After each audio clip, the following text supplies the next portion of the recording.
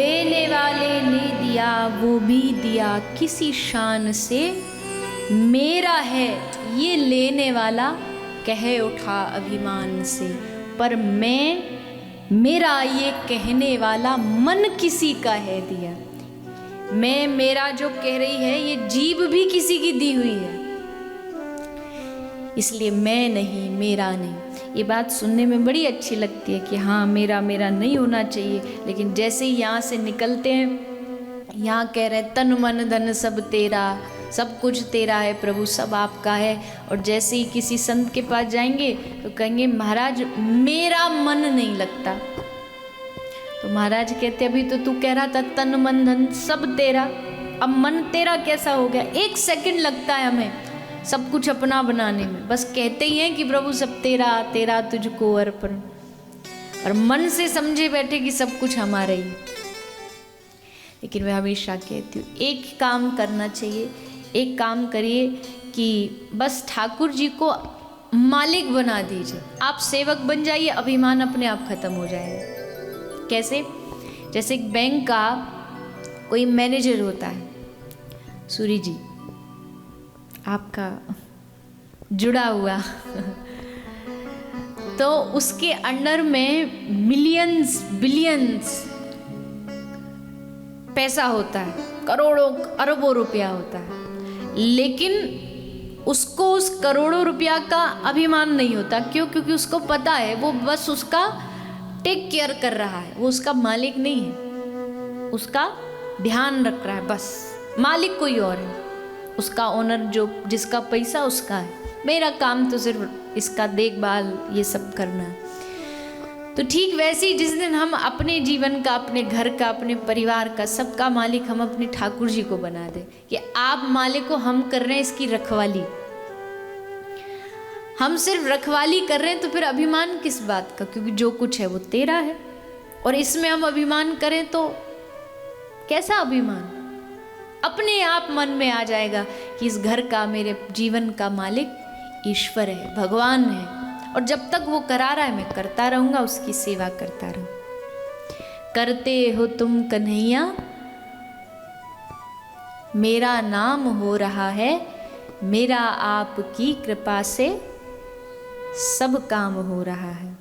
सब काम का मतलब ये नहीं कोई ये इस भजन को मैं कभी कभी गाती हूँ, कभी कभी तो कुछ लोगों को लगता है ये सकाम भक्ति है कि भगवान से मांग रहे हैं कि आपकी कृपा हो तो काम बनते चले जाए, लेकिन ऐसा नहीं।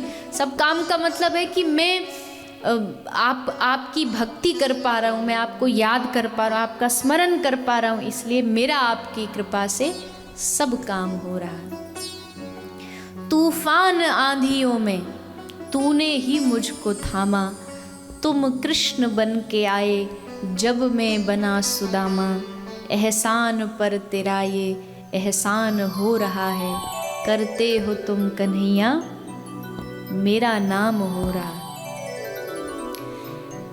अपने जीवन का जो मालिक है वो बस भगवान को जिसने बना लिया ना, तो उसको फिर कहीं भी ठोकर नहीं मिलती। वो सोच लेता कि अभी हमें बैठा है संभालने के लिए, यही हमारा सीट है, यही हमारा मालिक है।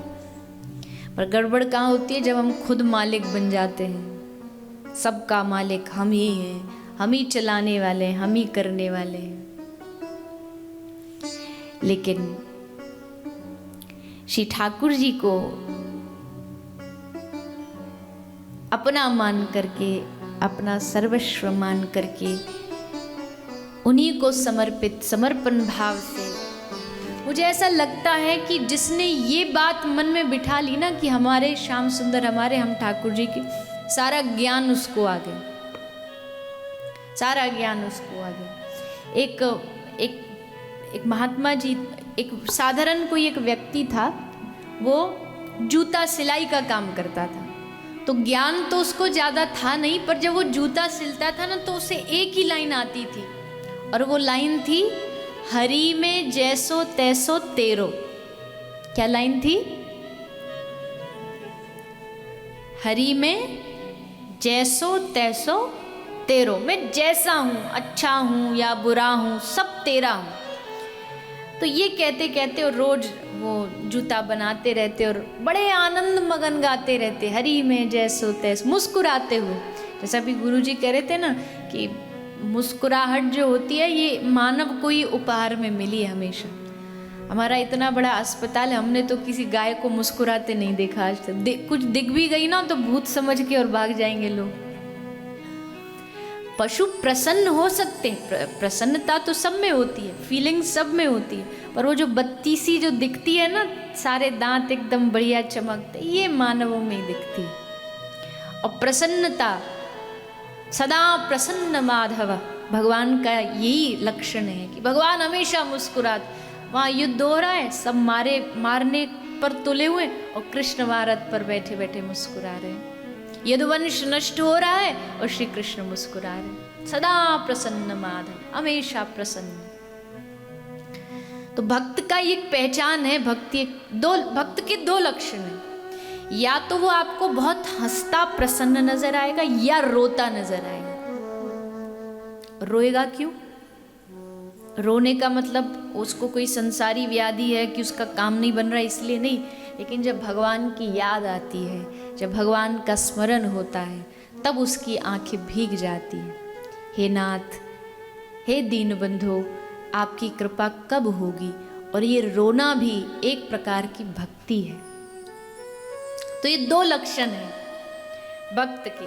ये जो व्यक्ति था अपने जूते बनाता रहता और गाता रहता, हरि में जैसो तैसो तेरो हरि। और ठाकुर जी बड़े प्रसन्न होते इसकी यही बात सुन करके। एक दिन क्या हुआ, कुछ चोर लोग कहीं से चोरी करने गए, तो उन्होंने बहुत सारा सामान चोरी किया।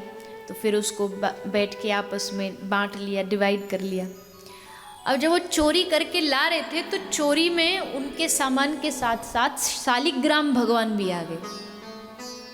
अब वो तो जानते नहीं थे शालिग्राम में, उनको लगा ये काला काला क्या गोल मटोल सा पत्थर है। तो उनमें से एक चोर को वो पत्थर दे दिया कि जा इसको तू रख ले। तो लेके चल पड़ा। वो जा रहा था, उसकी पाँव की चप्पल टूट गई। तो वो उन्हीं भक्त के पास गया, उसने चप्पल सिल के दे दी। अब उसको बदले में क्या दे, पैसा ये क्या दे? तो उसने बोला कि ये ले, ये एक पत्थर है चमकता बड़ा अच्छा, ये जो जूते बनाते ना उनके पास एक वो होता है सिलाई का, लोहे का उनका कुछ औजार होता है सुई जैसा, जिससे वो चप्पल सिलते। तो उसने कहा कि ये पत्थर तेरे वो जो सुई है, जो औजार है, उसको रगड़ने घिसने के काम आ जाएगा। उस पर उसको तू आराम से घिस सकता है, तो उसकी जो शार्पनेस है वो बनी रहेगी। तो दे करके चोर चला गया। और वो बेचारा साधारण आदमी क्या जाने, उसको लगा पत्थर है, उसने रख लिया और उस पत्थर पर वो रगड़ता और बस एक ही बात गाता रहता, हरि में जैसो तैसो तेरो, हरि में जैसो तैसो तेरो। तो एक दिन वहाँ से एक साधु बाबा जी जा रहे थे, उन्होंने पहचान लिया। उसने बोला, राम राम राम राम, ये क्या कर रहा है तू भगवान शालिग्राम के ऊपर ये चप्पल का ये औजार घिस रहा है, ला इधर दे मुझे। इतने हमारे इष्ट, हमारे आराध्य तुरंत लेकर के शालिग्राम भगवान को महात्मा जी घर लाए, अभिषेक किया, पंचामृत से स्नान कराया, दुग्ध अभिषेक कराया, सिंहासन पर बिठाया, फूल चढ़ाए, माला चढ़ाई, आरती करी, भोग लगाई, सब कुछ किया। साधु जी खुश हो गए कि चलो भगवान अच्छी जगह पे पहुंच गए।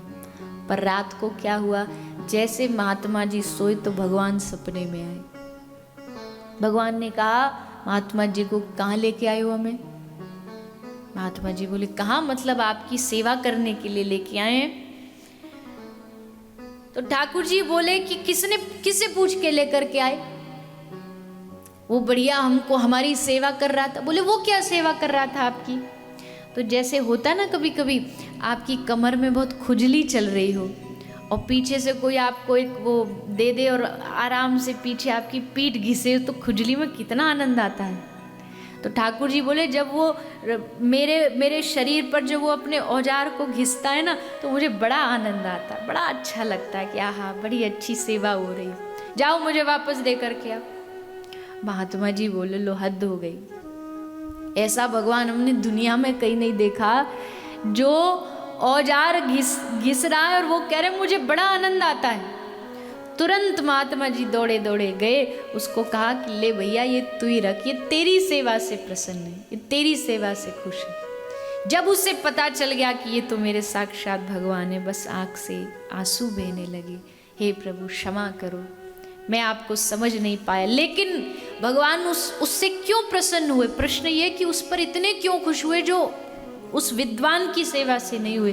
क्योंकि वो एक ही भाव जानता था, उसके अलावा कुछ नहीं। क्या भाव? क्या गाता था? हरि में जैसो तैसो तेरो।